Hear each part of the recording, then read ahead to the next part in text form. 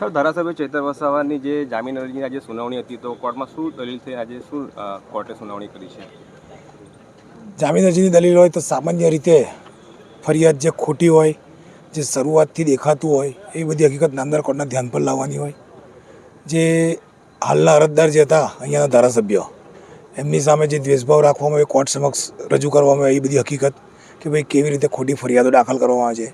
એવી મિટિંગ જે થાય છે એમાં જે સભ્યો કે 2 તાલુકાની કરોડોની ગ્રાન્ટ આવતી હોય અને ગ્રાન્ટમાં જ્યારે ખોટું થતું હોય તેવા જે કોન્ટ્રાક્ટર અને બીજા બધા મળતિયા લોકોની અંદર નિમણૂક થતી હોય તેનો એક વિરોધ હતો. અને વિરોધમાં જ્યારે કમિટીને સંમતિ ના આપી તો એક ફરિયાદ થઈને ફરિયાદ જે લખવામાં આવી તે ફરિયાદના આધારે અત્યારે ધારાસભ્ય પોતે 12 વાગે ફરિયાદ આપવા જતા એમની ફરિયાદ લીધા પછી 6 વાગે જેનો બપોરના 12 વાગ્યા બનાવતો એ ફરિયાદ કોર્ટનું મુખ્યત્વે આ બધી બાબતો પર ધ્યાન દોરવામાં આવ્યું છે.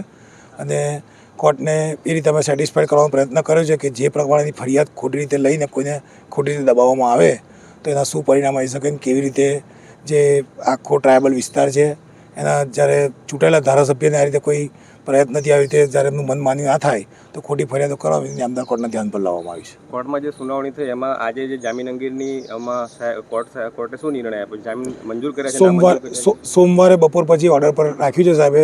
બંને પક્ષે લંબાણપૂર્વક દલીલો થઈ છે, ઘણા બધા ચુકાદાઓનું વિશ્લેષણ થયું છે. એટલે નામદાર કોર્ટે પૂરતો સમય લઈને સોમવારે બપોર પછી આનો ઓર્ડર આપવાનું નક્કી કર્યું છે. આપનું નામ? રશીદ વોરા.